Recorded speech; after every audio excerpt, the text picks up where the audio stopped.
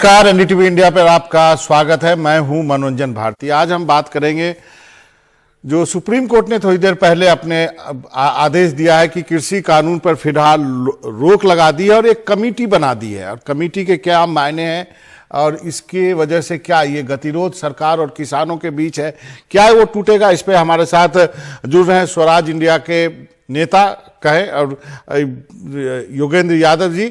आपका बहुत बहुत शुक्रिया सर, अब आपने वक्त निकाला है। मुझे मालूम है आप किसी सभा को संबोधित कर रहे थे। सबसे पहली प्रतिक्रिया आपकी क्या है जो सुप्रीम कोर्ट ने अगले आदेश तक रोक लगा दिया है इस कानून पे? मनोरंजन भाई, कल शाम को हमने कोर्ट की जब तक की कार्रवाई थी उसके आधार पर एक बयान जारी किया था संयुक्त किसान मोर्चा की तरफ से। हालांकि मैंने अभी कोर्ट आदेश का जी पर स्पष्ट में दो तीन बातें कही। नंबर एक कि कोर्ट ने जो स्टे ऑर्डर दिया है हम उसका स्वागत करते हैं, लेकिन ये याद रहे कि ये अस्थायी स्टे ऑर्डर है। अगले हफ्ते भी उठाया जा सकता है, 2 हफ्ते बाद भी उठाया जा सकता है, 1 महीने बाद भी उठाया जा सकता है। ये हमारी मांग नहीं, ये वो मांग नहीं है जिसको लेके लाखों किसान यहां आए हैं, इसलिए इसके आधार पे उठने का सवाल ही नहीं होता। दूसरा, हम इस पे संतोष व्यक्त करते हैं कि कोर्ट ने ये जो तमाम शरारतपूर्ण पिटीशन थी जो कहती थी किसानों को उठा दो, उसका संज्ञान नहीं लिया है। हम इसका धन्यवाद करते हैं।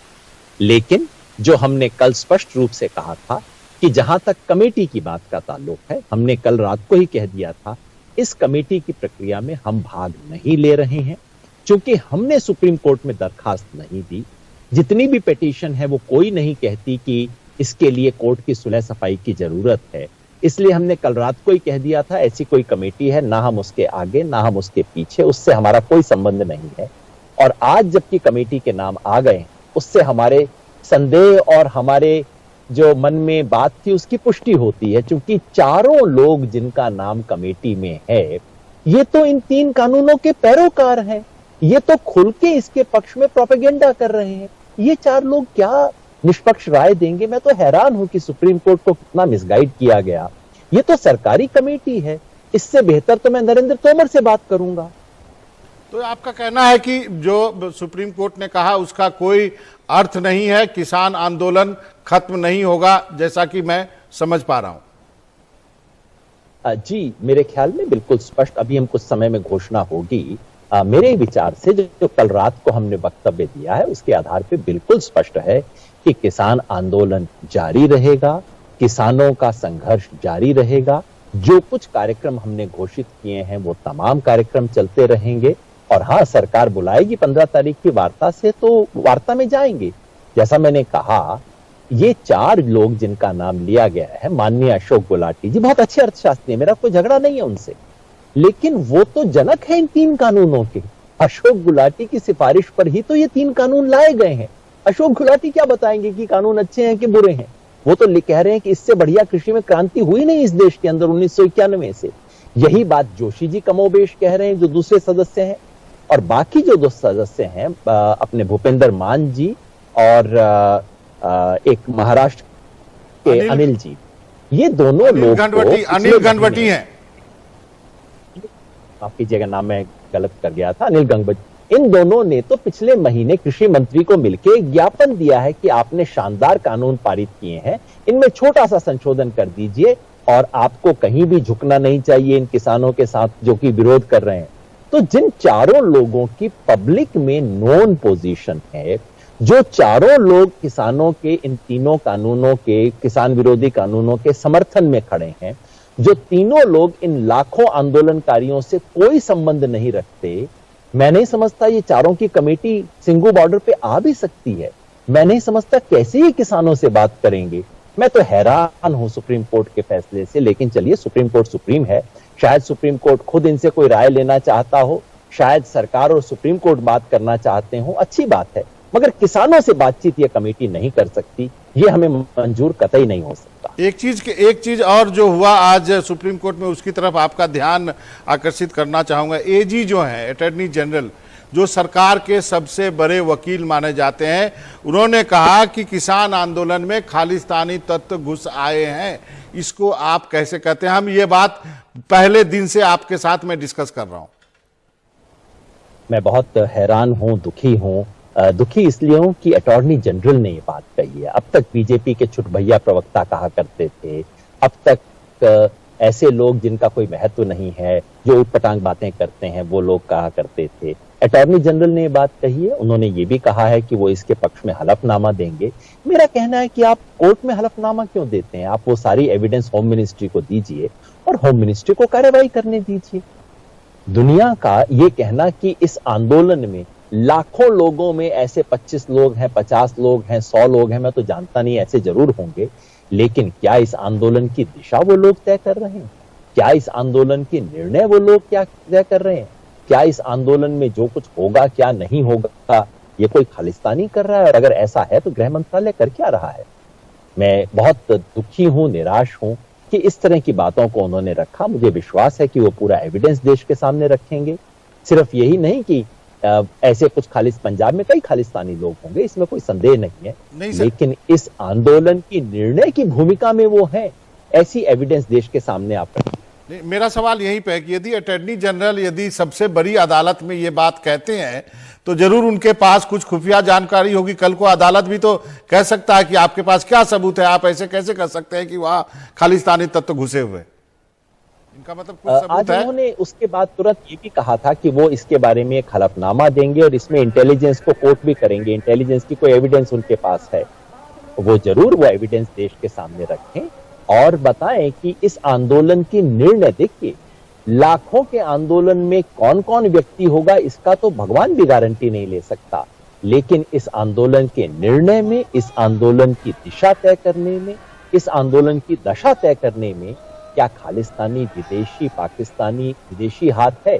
कृपया करके बात बताइए। इस बात को पूरे देश के सामने जरूर रखें। योगेंद्र जी, दो मेरे और महत्वपूर्ण सवाल है। क्या 26 तारीख को ट्रैक्टर रैली होगी? क्या ट्रैक्टर्स दिल्ली आएंगे? क्या उस पर स्थिति एक साफ कर दीजिए पहले, फिर दूसरा सवाल पूछता हूं। 26 तारीख का कार्यक्रम बदस्तूर जारी रहेगा, इसके बारे में खामखा कंफ्यूजन हो गया है। कल सुप्रीम जी में खामखा कंफ्यूजन पैदा हो गया है क्योंकि सुप्रीम कोर्ट में दुष्यंत चटर्जी उपस्थित थे। उस वक्त चीफ जस्टिस ने उनसे पूछा था कि ऐसी बात आ रही है कि किसान राजपथ पे आके गणतंत्र दिवस परेड को डिस्टर्ब करेंगे। दुष्यंत दवे ने कहा ऐसा कुछ नहीं होगा। इसका मतलब कई लोगों ने यह निकाल लिया कि परेड, किसान गणतंत्र दिवस के ऊपर कोई किसान गणतंत्र परेड ही नहीं करेंगे। ये बात गलत है। 26 जनवरी का हमारा कार्यक्रम बदस्तूर जारी रहेगा। मैं कम से कम स्पष्ट कर दूं, इसके बारे में इसके एग्जैक्ट आउटलाइन अगले 2-3 दिन के अंदर किए जाएंगे, लेकिन जहां तक सिद्धांत की बात है, मुझे विश्वास है कि जो राजपथ पे नहीं होगी सर, शांतिपूर्ण होगा। इस देश की गणतंत्र दिवस की जो परेड है वो किसी पार्टी या सरकार की परेड नहीं है, वो इस देश के गौरव का विषय। राजपथ पे होगा, राजपथ पे नहीं होगा या होगा, ये जानना चाहता हूं। जी, मैं कह रहा हूं इसकी पूरी डिटेल्स आपको अगले 2-3 दिन में बता दी जाएंगी, लेकिन मैं ये विश्वास करना, मुझे पूरा विश्वास है कि इस देश की गणतंत्र दिवस की परेड में किसी किस्म का विघ्न डालने का किसानों का कोई इरादा नहीं हो सकता। तिरंगे के मान सम्मान को किसान बढ़ाएगा, कम नहीं करेगा। एक और सवाल रहता है, क्या आप लोग अपना आंदोलन वहां जहां पे है हाईवे से लेकर के रामलीला मैदान में शिफ्ट कर सकते हैं? ऐसा तो कोई प्रस्ताव ही नहीं है। हम पहले रामलीला मैदान जाना चाहते थे, हमें रोक दिया गया। हम अपने टेंट तंबू लगा के अब बैठ गए हैं। कल और आज के बीच में ऐसा क्या हुआ है कि हम बदल जाएं, हम पलट जाएं, हम कहीं और चले जाएं? परिस्थिति बिल्कुल नहीं बदली है, खाली स्टे ऑर्डर दिया गया है। और जैसा कि आप जानते हैं, मैं आपको याद दिला दूं, ये सेंट्रल विस्ता वाले में भी यही हुआ था। 1 महीना पहले सुप्रीम कोर्ट ने स्टे ऑर्डर दे दिया। हमारे कई दोस्त बड़े खुश हो गए, देखिए सुप्रीम कोर्ट ने अब तो स्टे ऑर्डर दे दिया है, अब चिंता की कोई बात नहीं है। 1 महीने बाद जजमेंट आ गया कि ये सब बिल्कुल ठीक है और सेंट्रल विस्ता प्रोजेक्ट चलेगा। मैं इस पे सुप्रीम कोर्ट को दोष नहीं देता, क्योंकि स्टे का मतलब यही होता है, जब तक जजमेंट नहीं आता तब तक स्टे। इसलिए इस स्टे के आधार पे हम अपनी पोजीशन बदलें हम कहें कि हम अपने मोर्चे छोड़ देंगे, उसको छोड़ के कहीं और जाएंगे, योगेंद्र जी, इसकी तो कोई संभावना मुझे दिखाई नहीं देती। योगेंद्र जी, एक अंतिम सवाल है, इसका मतलब ये गतिरोध जारी रहेगा और आपका आंदोलन भी जारी रहेगा, सरकार के साथ कोई मीटिंग ग्राउंड नहीं है? गतिरोध जारी रहेगा या नहीं ये तो सरकार को तय करना है। 15 तारीख को मीटिंग है, हम बाकायदा उस मीटिंग में जाएंगे। अगर सरकार के पास कोई अच्छा प्रपोजल है, अगर सरकार किसानों की बात सुनने को तैयार है, तो क्यों गतिरोध? सरकार ने तो कहा था कि सुप्रीम कोर्ट चले जाइए। वही तो देखिए विचित्र है, एक तरफ सरकार कहती है 15 तारीख को हम मीटिंग करेंगे और कहती है कि सुप्रीम कोर्ट चले जाइए। सरकार को ये दो मुहिम बातें छोड़नी पड़ेंगी। सरकार अगर स्पष्ट रूप से 15 तारीख को कुछ अच्छा करती है तो क्यों गतिरोध जारी रहेगा? हम तो गतिरोध के पक्ष में नहीं है, लेकिन एक बात स्पष्ट है, जब तक किसानों की ये बात मानी नहीं जाती, जब तक ऐसा कुछ हासिल नहीं होता जिसको किसान उपलब्धि कह सकें, तब तक हमारा आंदोलन बिल्कुल जारी रहेगा। जो जो कार्यक्रम हम घोषित कर चुके हैं, 13 तारीख लोहड़ी को हमने इन तीनों कानूनों को जलाने का कार्यक्रम किया है, 18 तारीख को महिला किसान दिवस होगा, 23 तारीख को नेताजी सुभाष चंद्र बोस को याद करते हुए तमाम राजभवन को घेरा जाएगा जी। और 26 तारीख को गणतंत्र किसान परेड। ये तमाम कार्यक्रम जारी रहेंगे, हम इसकी तैयारी करते रहेंगे।